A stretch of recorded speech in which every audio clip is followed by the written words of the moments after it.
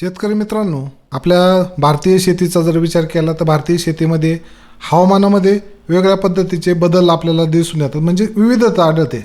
आणि आपली शेती ही मोठ्या प्रमाणामध्ये पावसाच्या पाण्यावर अवलंबून आहे. आणि भारतीय शेतीला सर्वच ठिकाणी वर्षभर पाण्याचा पुरवठा होत नाही.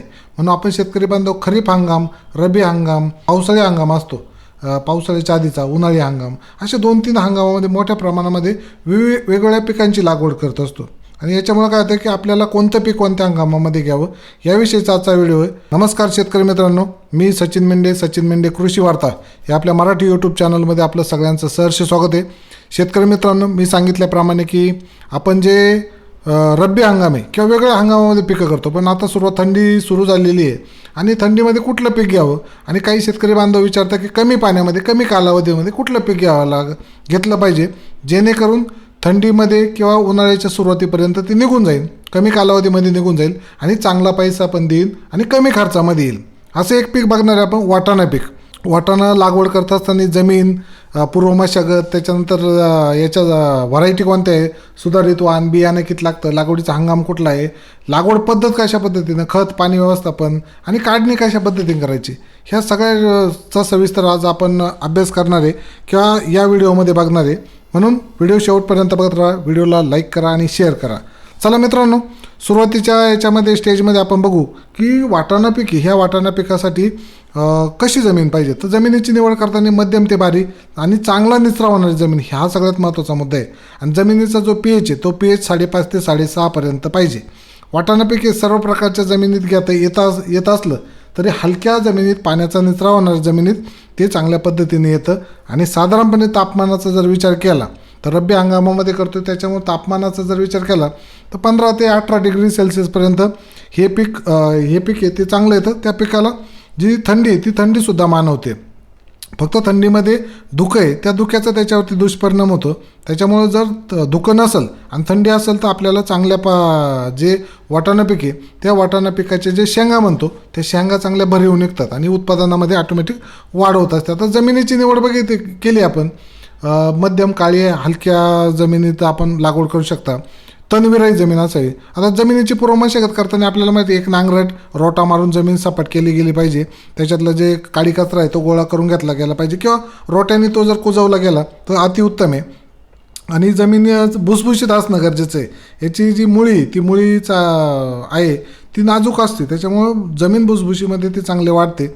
आणि जास्तीत जास्त जर जमीन भुसभुशीत असेल तर अन्नद्रव्य आपटेकला किंवा अन्नद्रव्य शोषून घ्यायला आपल्याला याचा चांगला फायदा होतो. म्हणून खोल नांगरट करून, रोटा मारून, कोळवाची एखादी पाळी घालून, तण काढून आपण याची काय करू शकता, जमीन तयार करू शकता. म्हणजे पुनर्लागवड करताच ही जी जमीन तयार करत असताना आपण पूर्व मशागत करणं गरजेचं आहे. आता लागवडीचा हंगाम, शेतकरी मित्रांनो, वाटाणा तिन्ही हंगामात घेता येतं. पण विशेष करून काही शेतकरी बांधव ज्यांची पावसावरती शेती अवलंबून आहे असे शेतकरी बांधव खरीपात घेतात. पण रब्बीमध्ये पाऊस होऊन गेल्यानंतर, थंडीला सुरुवात झाल्यानंतर सुद्धा हे पीक चांगलं येतं, कारण हे पीक थंडीमध्येच चांगल्या पद्धतीने येतं. रब्बी हंगामात ज्याची जी लागवड आहे ते लागवडी जी आपण साधारणपणे ऑक्टोबरपासून किंवा दिवाळी झाल्यानंतर जेव्हा थंडीचा मोसम सुरू होतो त्या ऑक्टोबर, नोव्हेंबर, 15 डिसेंबरपर्यंत सुद्धा आपण याची लागवड करू शकता. आणि थंडीच्या दिवसात हे पीक चांगलं येतं, चांगली वाढ होते, चांगले दाणे भरतात शेंगांमध्ये. आणि त्याच्यामुळं रब्बी हंगामामध्ये हे पीक घ्यायला आपल्याला हरकत नाही. आता बियाणाचा जर विचार केला तर बरेच शेतकरी बांधव विचारतात की बियाणं किती लागेल. बियाणं थोडंसं महाग असतं, पण हे जे बियाणं आहे हे बियाणं घेत असताना आपण लागवड कुठल्या पद्धतीनं करणार आहे हा सगळ्यात महत्त्वाचा मुद्दा आहे. जर आपण पेरणी केली ट्रॅक्टरच्या साहाय्याने म्हणा किंवा पाभारीच्या साहाय्याने म्हणा, जर आपण जर पेरणी केली तर साधारणपणे 50, 60, 65 किलोपर्यंत प्रति हेक्टरी सांगतो आहे, म्हणजे 2.5 एकरापर्यंत प्रति हेक्टरी 50, 60, 65 किलोपर्यंत बियाणं लागतं. आता तो आपण बैलाच्या पाभारीने पेरलं ते वेगळं, ट्रॅक्टरने पेरलं ते वेगळं. आणि त्याच्यानंतर जर टोकन पद्धतीने म्हणजे हाताने मजुरांच्या साहाय्याने जर लागवड केली तर साधारणपणे 20-25 किलो बियाणं प्रति हेक्टरी पुरेसं होतं. आणि हे जे बियाणं घेणार आहे आपण, ह्या बियाणाला आपण थायरम म्हणा किंवा एखादं बुरशीनाशक म्हणा, याची जर बीज प्रक्रिया करून जर ते पेरलं किंवा माती ॲड केलं किंवा लागवड केली तर आपल्याला याचा 100% फायदा होतो. त्याच्यामुळे ही एक बीज प्रक्रिया करणं गरजेचं आहे. मग त्याच्यामध्ये रासायनिक करा किंवा रायझोबियमसारखे जे जैविक आहे त्याचंसुद्धा आपण जर केलं तर आपल्याला त्याचा फायदा होतो. त्याचा फायदा असा होतो, जमिनीमध्ये गेल्यानंतर जे वाटाणा जे बी टाकलेलं आहे त्या बीवरती बुरशींचा लगेच अटॅक होत नाही. परिणामी जी उगवण क्षमता आहे ती चांगली होती आणि येणारा जो नवीन रोप आहे ते सुद्धा चांगल्या पद्धतीने निघतं. म्हणून हे बियाणं लागवड करत असताना किंवा बियाणं मातीमध्ये टाकत असताना याची जी बीज प्रक्रिया ती केली गेली पाहिजे. आता त्याच्यानंतरचा प्रश्न येतो वाण कुठले निवडलं. बरेच वाणे लवकर येणारे, त्याच्यानंतर थोडे उशीर येणारे आणि फार उशीर येणारे असे 2-3 प्रकारचे वाणे. आपल्याला पाण्याची उपलब्धता, जमीन कधी पाहिजे आणि त्याच्यानंतर पाणी थंडी कितीपर्यंत राहील, आपण लागवड कधी करतोय, कोणत्या महिन्यात करतोय, ऑक्टोबरमध्ये करतोय, नोव्हेंबर का डिसेंबरमध्ये करतोय याच्यावरती आहे.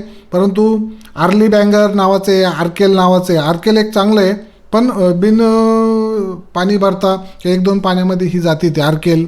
त्याच्यानंतर मेटिओर आहे, त्याच्यानंतर बोनविला आहे, त्याच्यानंतर परफेक्शन आहे, न्यू लाईन आहे, NP29 म्हणजे NP29 एक जात चांगली आहे. त्याच्यानंतर थॉमस आहे, आलास्का आहे, अपर्णा आहे, जवाहर आहे. त्याच्यानंतर गोल्डन ही एक जात चांगली आहे. मी तिच्यावरती सेपरेट व्हिडिओ बनवल. गोल्डनची शेंग लांब असते, जास्तीत जास्त दाणे भरतात आणि खायला अतिशय चवदार. अशा गोल्डन वाणाची सुद्धा आपण निवड करू शकतो. पण या वाणाला, गोल्डन वाणाला पाणी लागतं. तर या ज्या सांगितलेल्या वाण आहेत किंवा जाती आहेत यांची आपण निवड करून काय करू शकता, आपल्या याच्यामध्ये चांगल्या पद्धतीनं पेरू शकता किंवा त्याचा फायदा होईल. लागवड पद्धती सांगायचं झालं तर लागवड करत असताना सपाट वाफा, म्हणजे वाफा पद्धत, त्याच्यानंतर बेड पद्धत अलीकडे आहे. त्याच्यानंतर काही भागामध्ये सरी पाडून, छोटी सरी पाडून सुद्धा हाताच्या साहाय्याने लागवड केली जाते दोन्ही साईडनं, सरीच्या दोन्ही साईडनं. याही पद्धतीचा आपण वापर करून लागवड करू शकता. जमीन भिजून घेऊन त्याच्यामध्ये वापस आल्यानंतर लागवड केली चालतं किंवा लागवड केल्यानंतर पाणी दिलं तर चालतं. चांगले उतरण क्षमता चांगली असते. खत देताना साधारणपणे याला काही जास्त खताची गरज नाही.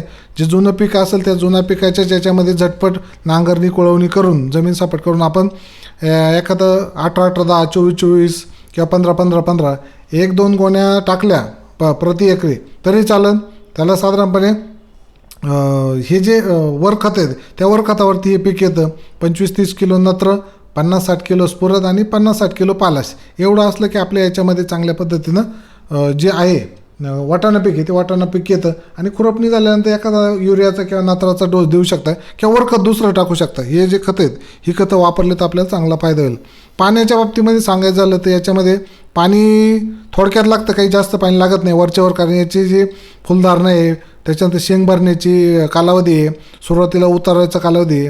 ह्या ज्या स्टेज आहे, 2-4 स्टेज आहे, ह्या स्टेजला जर आपण एक वापसा दरम्यान पाणी दिलं तर त्याला चांगला फायदा होतो. जास्त पाणी या पिकाला मानवत नाही शेतकरी बंधूंनो, कारण त्याची मूळ सडतात, मूळ कुज होती आणि मर जाते, म्हणजे वाटाणा मरी जातो. म्हणून जास्त पाणी काही देऊ नका, वरच्यावर हलकं पाणी आणि ठिबकवरती केलं तर अतिउत्तम. आता त्याच्यानंतर साधारणपणे हे पीक लागवड केल्यानंतर, पेरल्यानंतर किती दिवसात काढता येतं असा शेतकऱ्यांचा प्रश्न आहे.